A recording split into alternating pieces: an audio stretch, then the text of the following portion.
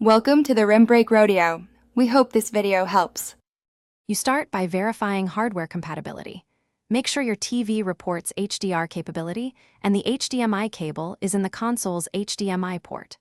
Once powered, go to Settings, Screen and Video. You do this now because the Ps5 reads the display's HDR metadata at boot. Skipping this can lock wrong color limits.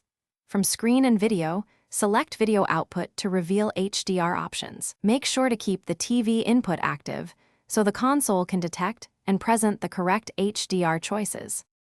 Now adjust the HDR behavior and color depth. You should set HDR to on when supported first. If the TV mishandles switching, choose Always On and then test. Next, confirm 4K output and toggle deep color output.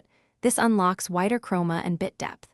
If your Ps5 offers HDR calibration, run it to align screen brightness with the console's ideal peak luminance.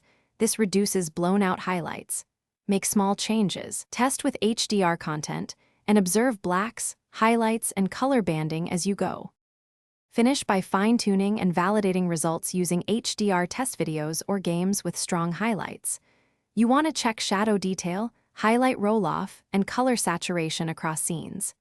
If the image looks washed out, try toggling HDR off then on, switch HDMI ports, or replace the cable. Many issues are connection-related. As a last resort, reset Ps5 display settings by powering off and holding the power button for 7 seconds to boot in safe mode and redetect the display.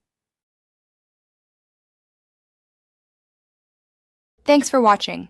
Consider subscribing if we helped you.